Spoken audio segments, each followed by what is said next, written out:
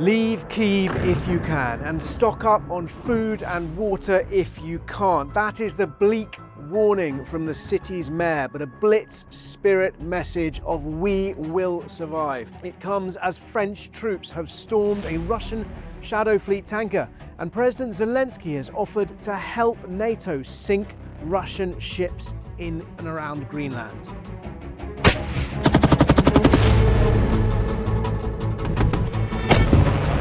Kyiv again.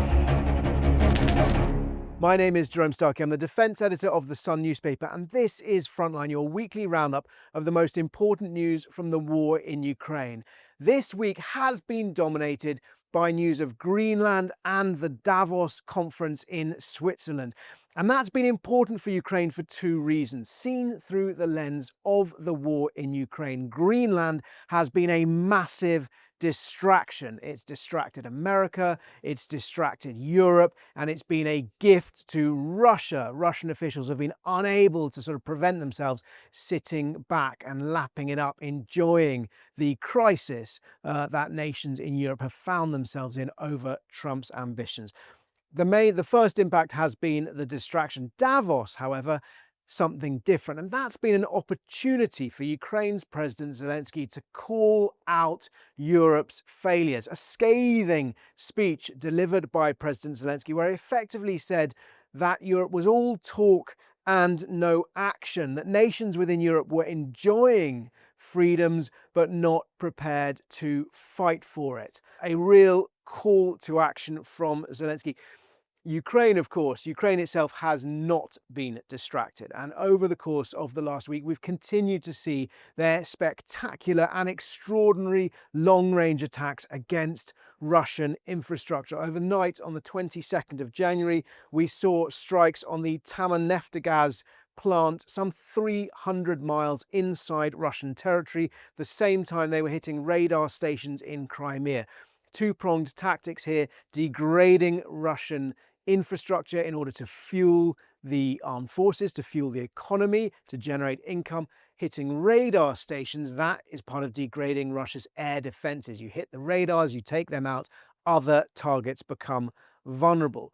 Some of those other targets not necessarily directly linked to that strike, but we've seen an ammunition dump in Debaltseve in Donetsk hit, and most recently the Starobeshivska heating plant in Donetsk. Now that's interesting, hitting a heating plant, because that's the same sort of infrastructure that Russia has been hammering. But before we get on to Russia's attacks, one more spectacular, disturbing bit of footage that has emerged, and that is of a Russian air defense missile misfiring in Krasnodar. That suggests to us that there was also Ukrainian strikes in Krasnodar. That's why the air defenses were responding. But this missile appears to have ignited moments after takeoff, and we see it flying effectively horizontally, but clearly out of kilter and on fire before it crashes into the city.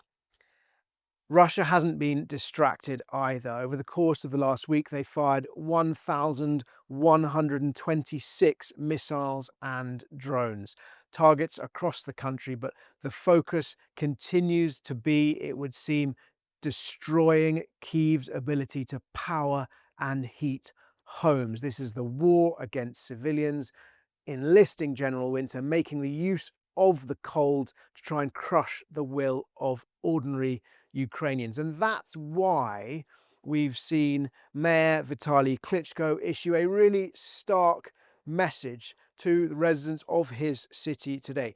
He's talked about all the things that the government's trying to do to boost its resilience. They're creating what they call strongholds. These are centres, shelters with food, with heating, with sanitary products, where people can go to avoid freezing or starving to death. But he warns Russian attacks on energy infrastructure and heating are going to continue. Things are going to get worse before they get better. He says, I address residents and say honestly, those who still have options to leave the city, where there are alternative sources of power and heat, do not dismiss it.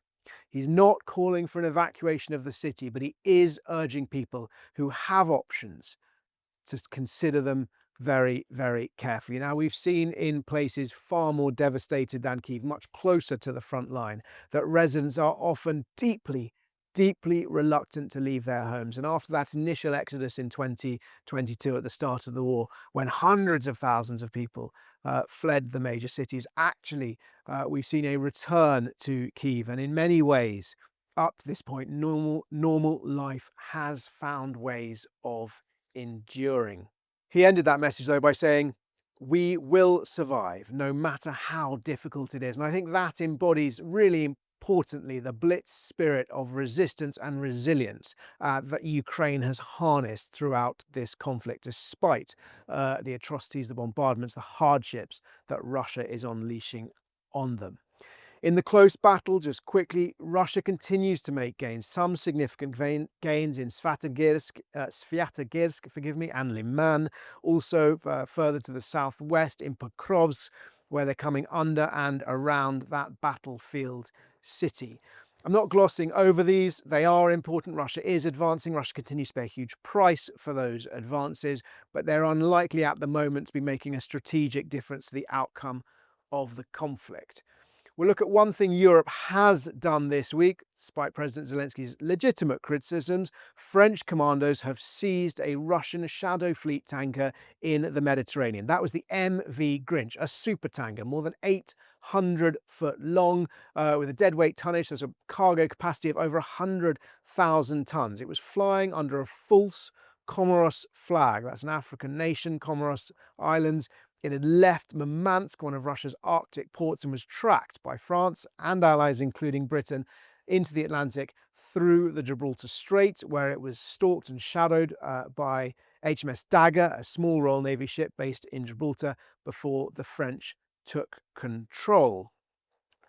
We're expecting to see more operations like this. This is part of an effort to degrade Russia's ability to fund the war, to hit the Kremlin's coffers, because these shadow fleet vessels, what they do is they smuggle sanctioned Russian oil around the world. So the sanctions are designed to stop the flow of revenue to the Kremlin.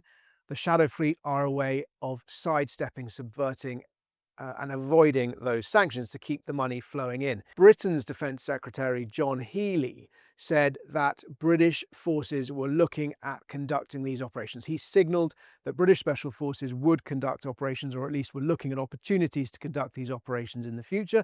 That was a story broken by my colleague Jack Elsom, who travelled with Healey to Kyiv on his most recent visit. There are also ongoing peace talks, and whilst we remain hopeful, and I said before, no sane person wants this war to last a second longer than it has to, the mood music continuing to come out of Russia is utterly depressing. And Yuri Ushakov, Vladimir Putin's foreign policy aide in the Kremlin, has said that there will be no peace unless Ukraine withdraws from the parts of Donetsk and Luhansk that Russia has as yet been unable to capture. So this continuing Russian demand that not only do they keep the territory they've captured by force, but that they get even more, that Ukraine retreats and cedes more territory. As ever, if you have any questions, please do ask them in the comments below, and I'll do my best to answer as many as I can next time. We've got 3 to get through today. Can European militaries remove the need to buy US hardware? Short answer, yes. The second part of the question is, can they do it in a reasonable time frame? The short answer is no. Can America stall Europe with software or the lack of software updates? Yes. European nations, including the United Kingdom, are heavily dependent on all kinds of American military hardware and software. Europe has much of the know-how to develop sovereign capabilities, but it would be incredibly expensive. It's like trying to, effectively America, whilst doesn't have a monopoly, has an advantage of scale. They can produce many of these things at scale at an incredibly high level, and it hasn't been cost effective for Europe to compete with that whilst they've considered America a reliable, stalwart ally. Obviously, we know a lot of those decades-old assumptions are in the spotlight at the moment because of the way Donald Trump has been treating his allies. Certainly, we've seen nations making decisions, moving towards diversification of their military supply chains, moving towards the increase of sovereign capabilities. But can they switch away from America overnight? No. Question number 2. What impact would a war in Greenland have on Ukraine? I think it's important to say, I think a war in Greenland, what Donald Trump has at Davos ruled out the use of force to seize Greenland, but Donald Trump does flip-flop. So it is still possible that he might want or might start talking about using force. So we have to consider that risk seriously. Were he to do that, I think a war in Greenland is unlikely. I think it would be almost impossible for NATO to go to war with itself, because that's what it would be. It would be an Article 5 conflict. It would be a country invading a NATO nation, NATO territory. That would effectively trigger, or could, in theory, trigger a NATO Article 5 response. In reality, Denmark is not going to be able to match American military might to resist militarily. So what you'd probably find is it wouldn't be contested. But what it would do is massively embolden Russia, which would see the NATO alliance fracturing. It could spell the end of NATO. In terms of how it would affect Ukraine, just to get back to the question, Europe would have a choice whether to fight America over Greenland. It does not, I would argue, have a choice over whether or not to support Ukraine against Russia, because if it ceases to support Ukraine against Russia, the Russian risk remains on its doorstep, and it would be almost inevitable, or certainly there would be a very high risk of Russia attacking other parts of Europe, and that's why Europe wouldn't have a choice. So it would affect Ukraine, it would embolden Russia. Europe would have to continue supporting Ukraine, I would posit. Final question, why is there no footage of the aftermath of the Oreshnik missile strike, the Russian Oreshnik missile strike on energy infrastructure in Lviv? That is because it is illegal for people in Ukraine to film the damage of Russian airstrikes and share it, and that is to avoid making life easier for the Russians, for them to do their battle damage assessments. Now, a lot of the damage that they inflict can be seen from satellites in space. Russia has spies in Ukraine. It has ways of working out and seeing the damage it's done, but that footage is not shared nearly as widely. And in fact, I think 2 people have been arrested over claims that they filmed that damage in Ukraine. And that's part of Ukraine trying to limit Russia's ability to see how accurate its missile strikes are. Thank you very much for watching. If you've got any questions, please do ask them in the comments below, and I'll do my best to answer as many as I can next time.